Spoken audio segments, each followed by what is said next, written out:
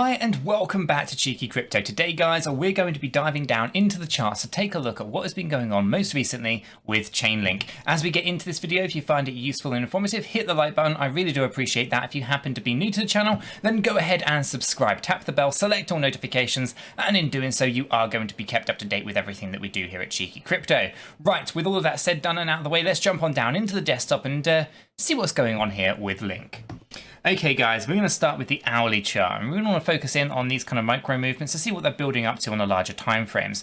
So obviously I have been heavily accumulating Link. I think the volatility that you find here with Chainlink is absolutely fantastic if you buy it and sell it at the right timings. So here we can obviously see that we were trying to come down a little bit lower here, but we actually found a double bottom and pretty much following the rest of the market. If I actually just grab ourselves a horizontal ray and throw that on there, you can see right here we had this double bottom, and then we started this absolute launch to the upside, which was fantastic here for Chainlink. Now, that actually low point there was about $15.21, I think, or $15.20. Yeah, $15.20 was the low. I was actually hoping to try to get this below $15, but it doesn't seem to be a scenario that wants to play out right now. So maybe it will come in the future, but for now, it looks like we're actually on a good push to the upside. Now, obviously here we can see this quite really impulsive move up, right? And there's lots of different ways we can count this, and looking at the stochastic RSI, I'm inclined to actually say this entire move here is an A wave, but it has got a lot of waves in between here. So you could of course count this maybe as a 1, 2, 3, 4, and 5.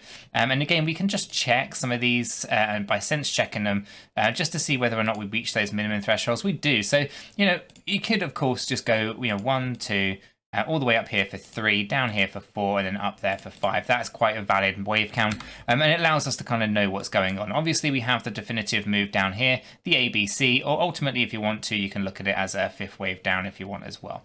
Again, that's tracking all the way from up here. But ultimately, I think we've got this nice move up, and we've seen a nice correction down. And again, here, what you end up with is the A, the B, and the C move. There's nothing overly special about those. I can, of course, just measure them for good kind of measure and see what that looks like.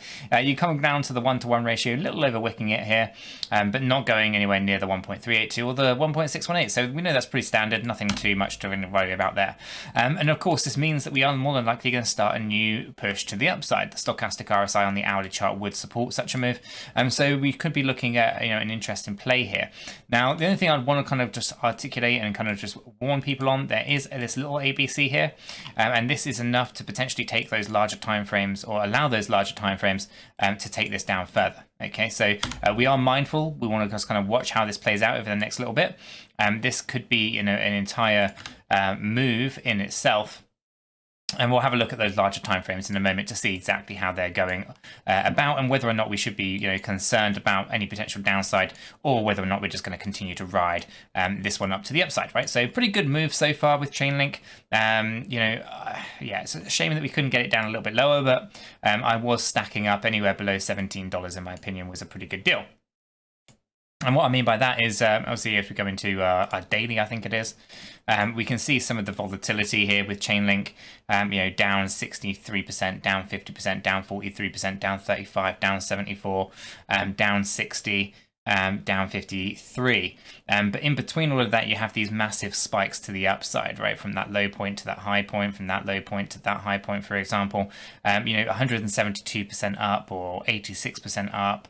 So the volatility is right there. We can see the volatility in the data, but it's that volatility that gives us the opportunity, I guess, for maximum kind of exposure to gains, right? Because you can kind of rinse and repeat. So looking pretty good so far for Chainlink. And obviously when they introduce staking, I was doing a little bit of reading on that, that's going to add another dynamic to the mix here for Chainlink. So that's looking pretty good. Now, when we come up into our 4-hourly chart, we get a very similar story, with the exception of that stochastic RSI needing a pullback, right? So here we can see that this might actually just be an entire A wave, and we push up a little bit, and then we fall back down a little bit lower. So we are cautious here that stochastic RSI is high, and obviously it needs to be low if we want to see price appreciation. It doesn't have to necessarily be low for a long period of time, but one thing that we see here that's common across the field is that when the stochastic RSI is high, we have some kind of pullback that sees us push down into the oversold area. And again, you can be in either of these areas, overbought or oversold, for quite some time whilst you're having that volatility. Obviously, the stochastic RSI, super sensitive to price movements. So couple this with a regular RSI and you'll kind of be able to identify what the trend is on the RSI, and you'll be able to find your entry points and your exit points based on your stochastic RSI. Okay, so very, very good indicators. If you're not currently using them, I do recommend you do some research on them and you use them. So obviously we're aware that there's going to be some kind of effect here that's going to wipe out that stochastic RSI, whether that's a huge price pullback or whether or not it's just loss of momentum. Okay, so we'll just watch out for that. On our 𝗕𝗘, actually on that note, before I get into that, here we can see that there's an increase on the volume whilst selling. Okay, so that's basically protecting the RSI from going down too fast. What you want to see is the price pull back and the volume decrease, and that will wipe that stochastic RSI out quicker. So yeah, just watch out for that. That's obviously an increase. We've pushed up and the volumes have decreased. That's going to basically mean that this is going to be potentially quite a painful pullback here, which means we might go a little bit lower after this impulsive move up. And again, if we were to look at this from a retracement point of view on the fibs, we've barely even really broken down anywhere yet. So a 618 is a little bit lower, about $16. So some volatility potentially on the cards here. Let's not jump into anything too much until that plays out. So we'll get rid of the volume there and jump up into our 8 hourly. Here again, same story, right? We're overbought. So again, we're going to need to see some form of corrective action here to see that wipe out. We'll take a look at the volume. Small volume actually did increase, but it was a slight decrease on the volume that was taking us up higher. So we'll take that as a bit of a win. And the volume is significantly lower than what we saw previously over here. Chainlink has already pulled back quite significantly. So like I said, I did want to see it a little bit lower, but it was a higher risk. But I still think there is a possibility of jumping back down into this range. And if I actually take a look at this on our 8 hourly chart here, you can actually see what's going on, right? We have this entire play right here. So this becomes our A wave down. And then we have our B wave up, and then potentially a C wave down lower. And again, that would take us into these lower ranges that I've been talking about. And as we come up into our daily chart, and we just remove that volume again because it's doing exactly the same thing, we can also see a good push up and a bit of a pullback here. We could also articulate this as an opportunity to say, yes, there's some volatility here occurring on our smaller time frames, but the larger time frame actually is looking pretty good, right? We're actually moving that needle to the upside rather than to the downside.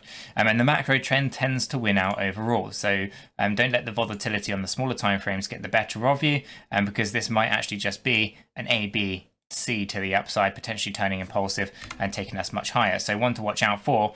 It's very, very choppy here, lots of corrective moves. So yeah, watch out for that. But for the most part, I think the next kind of play here is a small move up. We can kind of see that playing out right now.